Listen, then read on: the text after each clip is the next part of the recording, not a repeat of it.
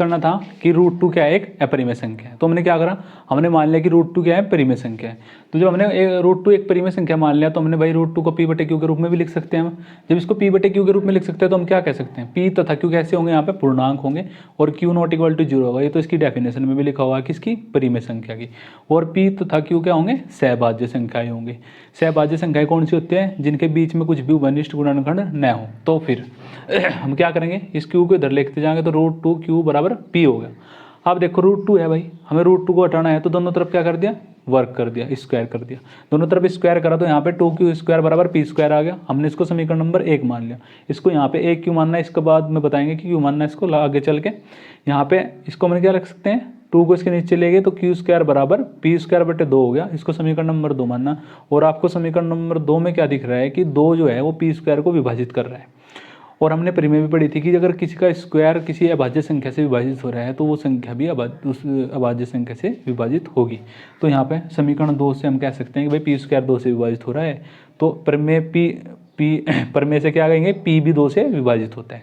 हमने वो कह दिया कि ये स्थिति क्या है, ए। क्यों, हम इस स्थिति का हवाला देंगे आगे लास्ट में इसको लिखने के लिए, इसलिए हमने इनको इस तरह से लिखा। और इस कंडीशन की वजह से हम इसको भी लिख सकते हैं क्या, P भी 2 से विभाजित होता है। जब P 2 से विभाजित होता है भाई कुछ ना कुछ विभाजित हो गया होगा और कोई पूर्णांक किया होगा, क्योंकि जब विभाजित हो रहा पूर्ण रूप से तो कुछ ना कुछ पूर्णांक किया होगा, पूरा का पूरा कट जाएगा। तो P बटे 2 बराबर क्या लिख सकते हैं, M। और यहाँ पे लिख भी दिया कि M क्या है, कोई पूर्णांक है।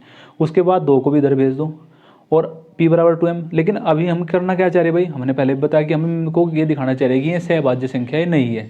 हमने क्या दिखा दिया कि P जो है वो 2 से विभाजित होता है और हम क्या दिखाएंगे कि Q भी क्या है, 2 से विभाजित होता है। अब देखो अब क्या करेंगे, P बराबर 2M आएगा तो दोनों तरफ वर्क करने पर, दोनों तरफ वर्क करेंगे इसमें तो क्या आ जाएगा, पी स्क्वायर बराबर 4m स्क्वायर हो गया। हमने वर्क क्यों करा, क्योंकि हमें यहाँ पे p की जगह q लेके आना है। और q कब आ सकता है भाई, जब p स्क्वायर हो, क्योंकि p स्क्वायर का मान 2q स्क्वायर है। तो यहाँ पे p स्क्वायर बराबर 4m स्क्वायर होगा। ये समीकरण नंबर 3 ले लिया हमने। फिर यहाँ पे देखो समीकरण नंबर 1 में 3 से मान रखने पर, जब आपने मान रखा तो क्या आ गया, यहाँ पे आ गया 4m, पी स्क्वायर की जगह आ गया 4m स्क्वायर और बराबर 2q square as it is लिख दिया।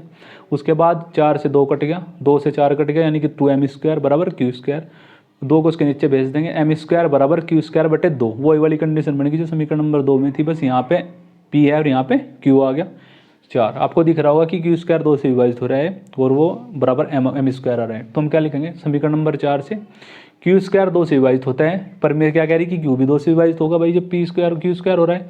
ये स्थिति b ले ली हमने, क्या लिखा है, स्थिति a तथा स्थिति b से हमें क्या ज्ञात होगा भाई, कि जो p और q है और उसका उनके बीच में उभयनिष्ठ गुणनखंड क्या आ गया, 2 आ गया। ठीक है, परंतु ऊपर हमने क्या मानना था भाई कि p और q कैसे हैं, सहभाज्य संख्या है जिनके बीच में एक के अलावा कोई भी उभयनिष्ठ गुणनखंड नहीं होगा। तो अब क्या होगा, लेकिन जो कि इस तथ्य का विरोधाभास है भाई, हमने जो मानना था वो तो गलत होगा ना, मतलब जो हमने चीज़ माननी थी वो तो हम प्रूफ ही नहीं कर पाए। इसलिए हम क्या कह देंगे, इस तथ्य का यह विरोधाभास है और इसलिए रूट 2 क्या है, एक अपरिमेय संख्या है। बात समझ में आई सबकी।